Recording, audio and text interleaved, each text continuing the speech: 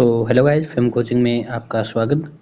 बात करेंगे जीएनएम जो डीवी ऑनलाइन होना है उसका फॉर्म आपको कैसे भरना है, पूरा स्क्रूटिनी फॉर्म कैसे भरा जाएगा, कैसे क्या डॉक्यूमेंट लगेंगे, सब कुछ इसमें चर्चा करेंगे। कैसे आपको भरना है, देखो एक भी स्टेप मिस नहीं करना है। अगर एक भी स्टेप मिस हुआ तो आपकी पूरी ज़िंदगी खतरे में पड़ सकती है, ध्यान रखना, क्योंकि एक आपकी गलती आपका पूरा डीवी रिजेक्ट कर देगी। ये चीज़ विशेष ध्यान देने वाली बात है। तो चैनल को सब्सक्राइब कर लो, बेल आइकन प्रेस कर लो और वीडियो पूरा देखना एंड तक। और एक इससे जस्ट पहले मैंने एक वीडियो डाला है जिसमें 2 फॉर्म कैसे भरने हैं, आपको वो 2 फॉर्म बताए गए हैं। जो फॉर्म इसमें लगेंगे वो 2 फॉर्म अलग से हैं, उनको बोर्ड की वेबसाइट से डाउनलोड करना पड़ेगा। एक असली वाला है और एक वो जाली डॉक्यूमेंट वाला है जो आपने अगर दिए हैं तो उसका एक फॉर्म जो है भरा जाएगा। मतलब नहीं दिए दिए इसका कोई मतलब नहीं है, लेकिन वो भरा जाएगा, ठीक है। उसे ज़रूर भरना है। दोनों भरने हैं, उसका वीडियो तो मैंने डाल रखा है, क्योंकि इसमें बनाता तो वीडियो बहुत लंबा हो जाता।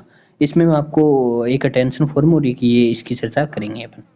ओके, सो जैसे ही आप अपना एसएसओ आईडी खोलोगे, वहाँ पे आप माई रिक्रूटमेंट पोर्टल पे आओगे तो आपको पहला ही ये देखने को मिलेगा। ये तो यहाँ पे एक ये बॉक्स है, इस पे आपको क्लिक करके ओके पे प्रेस करना है। देन आप उसके बाद गाइज आप आ जाओगे इस पोर्टल पे। देखो ये मैंने है जो है एक चैनल से उठाए हैं स्क्रीनशॉट्स, क्योंकि मेरे पास ये अवेलेबल नहीं था। और जैसा आपको बताना है, मेन काम है अपना बताना, चाहे कहीं से भी लो कैसे भी लो, बस कमी नहीं आनी चाहिए किसी चीज़ में आपके लिए, ठीक है।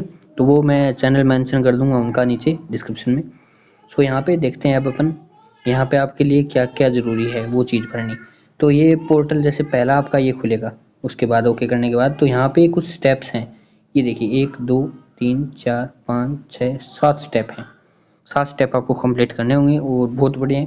पहला स्टेप भी बड़ा है और एक ये जो एप्लीकेंट चेक वाला है ये भी बड़ा है। तो ये कुछ है जो बहुत बड़े स्टेप हैं, बाकी कुछ एक तो हैं जिनको खाली छोड़ना है। तो चलिए चलते हैं, अपन बात करते हैं। इसमें क्या है कि मेन है रोल नंबर भरना आपका, और आवेदन क्रमांक और मेरिट क्रमांक, पद कोड वगैरह। आवेदक का आपका पूरा नाम हिंदी इंग्लिश दोनों में आएगा, कुछ एक आपके भरे हुए बैठेंगे ऑटोमेटिक। तो ये नॉर्मल डिटेल है, आप भर देना, इसमें कोई दिक्कत वाली बात नहीं है। मेन जो चीज़ है मैं वो बताऊंगा क्योंकि वीडियो पूरा लंबा हो जाएगा। तो यहाँ पे देखिए ये रोल नंबर वगैरह वही चीज़ है। बाद में आपकी कैटेगरी वगैरह मांगेगा, ये देखिए आरक्षण वर्ग EWS अगर आप हैं तो हाँ, नहीं तो नहीं। ओके, सो ये तो हो गया वो। देन यदि आप वो वैवाहिक हैं या हिंदू जो भी है, ये कुछ चीज़ें ऑटोमेटिक फिलअप आएंगी, आपको इसमें कुछ नहीं करना। अगर आप विवाहित हैं तो यहाँ पे विवाहित तिथि लिखनी होगी आपको विवाह की, और पंजीयन अधिकारी ये कुछ नहीं करना है आपको यहाँ पे।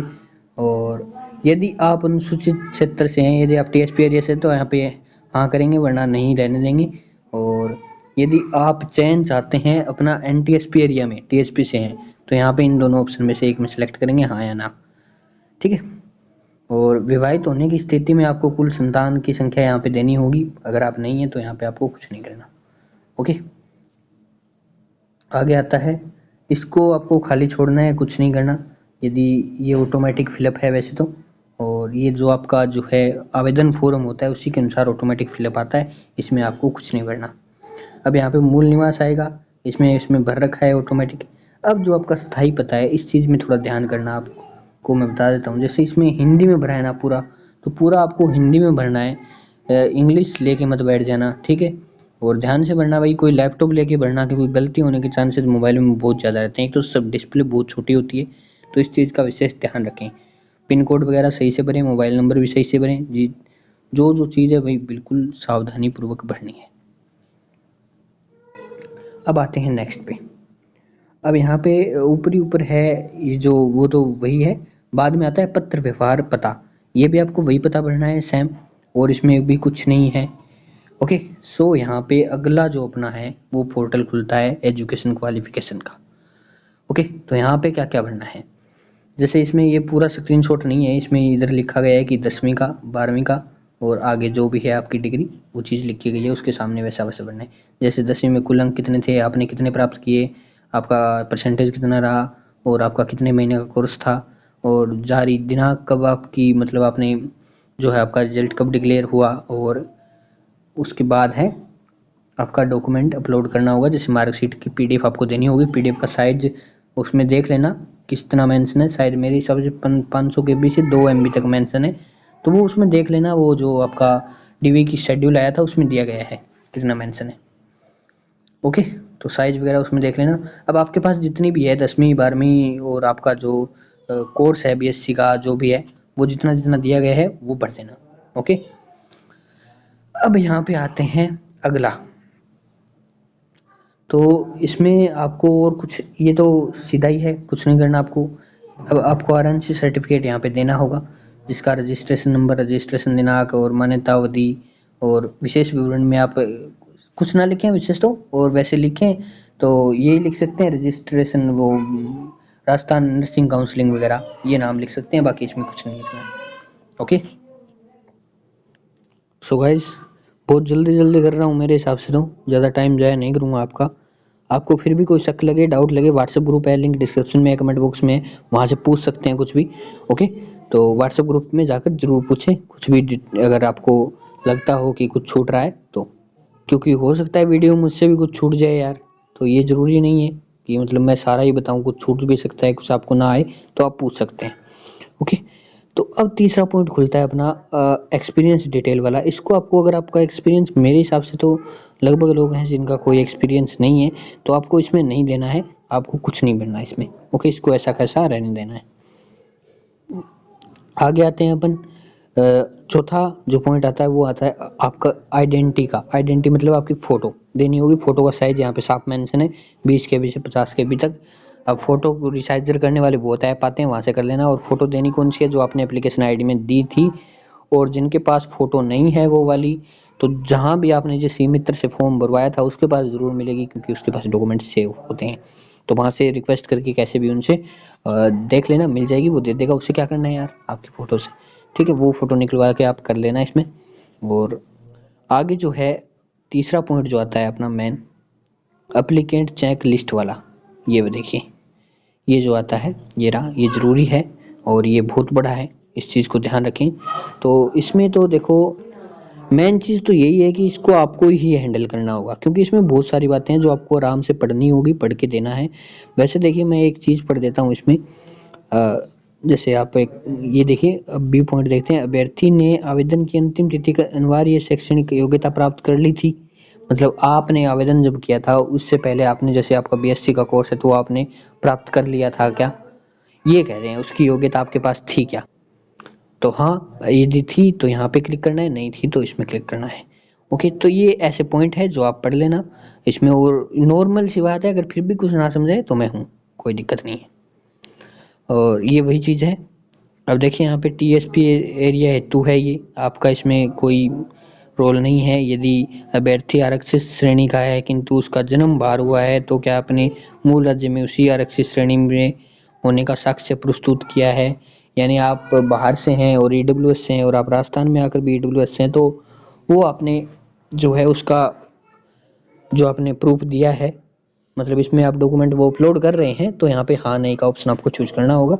बाकी आप इसको अगर गलती से ये टिक हो जाते हैं तो यहाँ पे क्लियर का ऑप्शन दिया गया है, यहाँ से आप क्लियर करके भी इसको सही कर सकते हैं।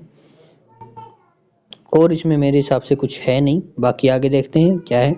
आगे ये एज काउंट है, ये आपकी ऑटोमेटिक काउंट होकर आती है, इसमें भी आपको देखने वाली कोई चीज़ नहीं है।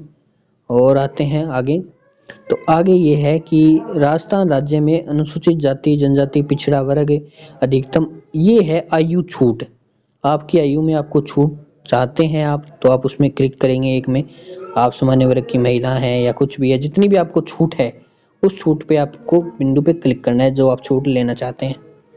ओके, सो अगले पॉइंट पर आते हैं, वही चीज़ है अगले, ये रही। वो 5 तक था, 6 से यहाँ से है, 6 से 15 तक ये है। तो ये पॉइंट अलग अलग है, वही आयु सीमा में छूट वाले ही पॉइंट है ये, ठीक है। जो आप जिस कैटेगरी में आते हैं उसी कैटेगरी के सामने क्लिक कीजिएगा जिसका आपने लाभ उठाया है। अगर नहीं उठाया तो आप इनको अनटिक ही रहने दें, आपको कुछ नहीं करना है इसमें। और ये 15 16 17 18 टोटल 18 पॉइंट है। 18 पॉइंट में आप कुछ भी कर सकते हैं। अब आता है अपना लास्ट नहीं, लास्ट से पहला क्वालिफिकेशन डॉक्यूमेंट्स, तो डॉक्यूमेंट आपको पता है आपने मार्कशीट वगैरह तो वहाँ दे दी थी, लेकिन यहाँ आपको भरना होगा वो प्रमाण पत्र जो मैंने बताया था कि 2007 से पहले जो मार्कशीट आती थी या 2010 से, एक डेट याद नहीं है मेरी, उससे पहले मार्कशीट में क्या होता था, एक सर्टिफिकेट आता था जो अलग आता था मार्कशीट से, लेकिन अजमेर बोर्ड में बाद में क्या कर दिया गया, मार्कशीट से साथ में ही पीछे वाले पेज पे वो आने लगा, इसकी वजह से। तो अब यहाँ पे दिक्कत ये होगी कि सर भरे कौन सा, हमारे पास तो नई मार्कशीट है, तो नई है तो यहाँ पे कौन सा भरें सर्टिफिकेट, तो आपको वही मार्कशीट यहाँ पे भरनी है, ये चीज ध्यान रखना। और कितनी लगाई आपने उसकी संख्या, जैसे एक, और जैसे बीएससी में आप कितने लगाएंगे, जैसे 4 या 5 लगाएंगे, एक डिग्री हो जाएगी तो 4 मार्कशीट, जैसे 4 हो जाए या 5 हो जाए, किसी किसी का सेमेस्टर वाइज होता है तो अलग हो जाएगी, तो वैसे वैसे आपको इतनी संख्या यहाँ पे देनी है इस बॉक्स में। ओके, तो इस बॉक्स में वो सारी संख्या आ जाएगी और इसमें आपके जितने भी डॉक्यूमेंट होंगे वो आ जाएंगे, और यहाँ पे जारी क्रमांक आ जाएगा, आपका रिजल्ट कब आया था, और सॉरी जारी क्रमांक जो आपकी मार्कशीट के ऊपर रेड लाइन से लिखा होता है या रेड मार्कर से कहीं उससे लिखा होता है, वो जारी क्रमांक आ जाएगा और यहाँ पे दिनांक आ जाएगी, ठीक है, जिस दिन आपके वो जारी हुए हैं। और इसमें देखते हैं वही चीज है आगे भी, जाति प्रमाण पत्र वो सारे भरने हैं इसमें। सॉरी एक चीज पीछे पीछे बता देता हूँ, यहाँ पे जैसे यहाँ पे और भी है, जैसे सीनियर सेकेंडरी बीएससी बीएड है, और जो भी इनके डिप्लोमा वगैरह हैं, चरित्र प्रमाण पत्र यहाँ पे देना होगा, अनापत्ति एनओसी आपको देनी होगी, और ये जैसे एनओसी उनको देनी होती है जैसे कोई मतलब पहले जॉब में था तो उनको देनी होती है, आपके लिए ये नहीं है, अगर नहीं है कोई तो ये चीज़ ध्यान रखें, इसको खाली छोड़ें आप। और मूल निवास देना होगा, जाति प्रमाण पत्र देना होगा, ये तो सबको ही देना होता है। तो गाइज नेक्स्ट है अपना अटेस्टेशन फॉर्म, जो मेन दिक्कत है सभी को वो यहीं आती है कि सर यहाँ पे फॉर्म मांग रखा है और एक मांगा है, आगे भी मांगा गया, ठीक है, तो यहाँ पे कौन सा मांगा है और इसमें जो एक ऑप्शन है लास्ट में अटेस्टेशन फॉर्म का उसमें क्या भरना है फिर। तो यहाँ पे आपको जो फॉर्म भरना है वो मैं आपको प्रारूप टेलीग्राम पे लेकर चलता हूँ और दिखा देता हूँ, ये चीज़ मैं आपको यहीं पर क्लियर करना चाहूँगा, ठीक है। तो चलते हैं अपन टेलीग्राम में पहले, तो टेलीग्राम ओपन करता हूँ, तो ये देखिए नीचे ही नीचे पहले ही मिलेगा ये रहा डिटेल्ड स्क्रूटिनी फॉर्म। तो इसमें जो है इसमें ही नीचे आप आएंगे तो नीचे के जो 2 पेज हैं, गौर से दिखाना चाहूँगा मैं यहाँ पे, ये देखिए ये दिए गए हैं, ये 2 पेज आपको निकलवा के इनका प्रिंट और इनको फिलअप करके आपको स्कैन करवाना होगा, और यहाँ पे आपके जो गजेटेड अधिकारी वगैरह है वो साइन वगैरह आपको यहाँ से करवाने भी होंगे। तो इसकी जो पीडीएफ है 2 पेज की वो आपको वहाँ पे डालनी है। ओके, सो ये मेरे हिसाब से क्लियर है, और आगे वाला क्या है उसका भी बताऊंगा, ठीक है। सो इस अटेस्टेशन फॉर्म की तो आपकी बात क्लियर हो गई होगी मेरे हिसाब से। ओके, ग्रुप में टेलीग्राम का लिंक कमेंट बॉक्स में और अपने डिस्क्रिप्शन दोनों में मिल जाएगा, और व्हाट्सएप ग्रुप भी है जहाँ पे आप मांग भी सकते हैं कोई चीज़ आपको चाहिए तो। ओके, आगे बात करते हैं, यदि आपने 2.5 लाख से आय कम भरी है तो उसका प्रमाण पत्र आपको देना होगा, और डिप्लोमा धारक प्रमाण पत्र यदि आपके पास कोई डिप्लोमा है तो उसका, और स्पोर्ट्स और सर्टिफिकेट है जो आपके पास हैं तो वो, हस्तलिखित और शपथ पत्र, ये दोनों मैंने टेलीग्राम में डाले हैं आज की तारीख में, जैसे आज 19 जुलाई है, 19 जुलाई को डाले गए हैं दोनों, और दोनों कैसे भरने हैं इसकी वीडियो मैंने बना रखी है, जो मैंने आपको वीडियो की स्टार्टिंग में बताई थी, ये दोनों वो है, इनको कैसे भरना है वहाँ से देख लेना, और उन दोनों की पीडीएफ यहाँ पे लगानी है। ओके, सो अब आते हैं जाति शपथ पत्र, यदि आपके पास जैसे ईडब्ल्यूएस है, ओबीसी है, एमबीसी, ये डेट से आगे के हैं पीछे के हैं, उनका शपथ पत्र जो है वो आपको यहाँ पे लगाना है। अन्य कोई शपथ पत्र या प्रमाण पत्र आपके पास है तो वो आप यहाँ पे लगा सकते हैं, कितने लगाए हैं आपने, 4 लगाए हैं, 5 लगाए हैं, उनकी संख्या यहाँ पे लिख देना। ओके, सो ये है, और कोई चीज़ ना आए तो पूछ लेना, और आगे चलते हैं अपन, लास्ट और पॉइंट है अपना अटेस्टेशन फॉर्म जो मैंने आपको बताया था। तो ये यहाँ पर क्या करना है, पहले तो यहाँ पर एड्रेस आएगा, देखो ये एड्रेस कितनी बार आएगा मुझे नहीं पता, देखो यार मतलब ये इतना बड़ा फॉर्म बनाया ही गया है, बाकी इसमें कुछ है नहीं है, कुछ भी नहीं है, बस बनाया गया है आप लोगों का टाइम वेस्ट करने के लिए।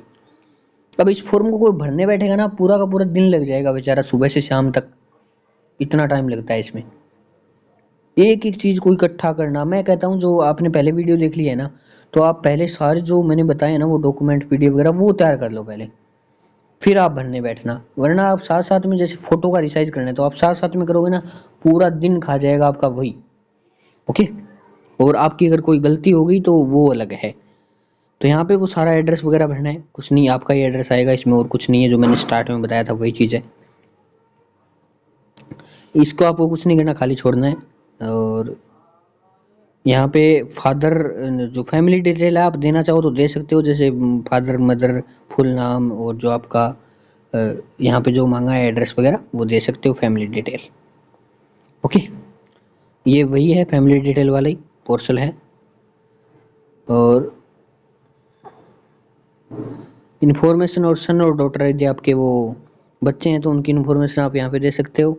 और यहाँ पे ये चीज़ ज़रूरी है, ओवन डिटेल्स जो यहाँ पे पोर्टल दिया गया है ओवन डिटेल का, वो ज़रूरी है। यहाँ पे आपका आधार नंबर, नेशनलिटी, जैसे आप वो तो नागरिकता आपकी इंडियन भारतीय, और डेट ऑफ बर्थ यहाँ पे, और यहाँ पे जो है आपकी एज वगैरह देनी है, और कुछ नहीं है इसमें। आगे बात करते हैं।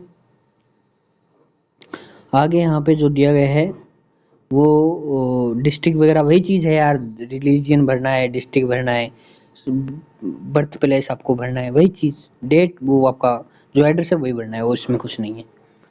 और यहाँ पे आपको भरना है आपने कौन से कॉलेज से कब क्या चीज़ पास आउट की थी, उसका पिन क्या है, कोड क्या है, डेट क्या है, इंटर आप कब हुए थे, आपने छोड़ा कब था, और आपने कब पास किया था। जैसे 2018 में पास किया था तो वो चीज़, 10वीं 12वीं जो भी आपका MA MSc BA जो भी आपने किया है वो सारी चीज़ें यहाँ पे मेंशन करनी है।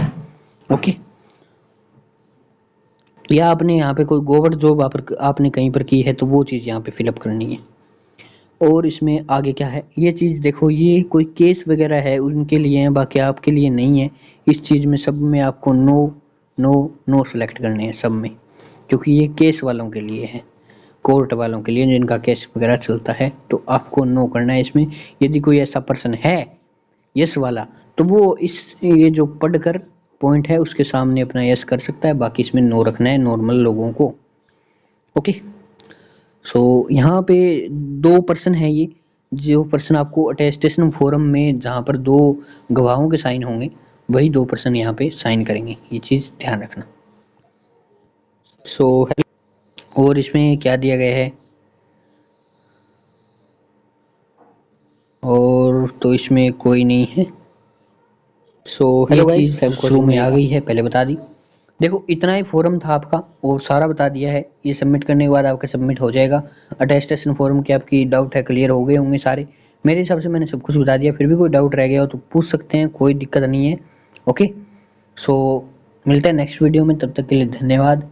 और दोनों वीडियो ध्यान से देख लेना, ये नहीं है कि दोनों ही GNM के लिए हैं, GNM तो अभी हो रहा है और आगे आने वाले DV भी ऐसे ही होंगे सारे, तो सारी भर्तियों वाले भी यही ध्यान रखें, सब कुछ ऐसे ही भरा जाएगा।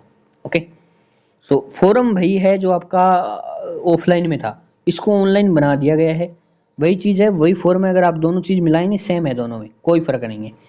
ठीक है, दोनों सेम है, कोई फ़र्क नहीं है, सेम का सेम ऐसे ही भरना है। जैसा मैंने ऑफलाइन का वीडियो बनाया था वही ये है, और इसका भी बना दिया ऑनलाइन का। तो उम्मीद करता हूँ वीडियो पसंद आया हो, चैनल को सब्सक्राइब और लाइक जरूर।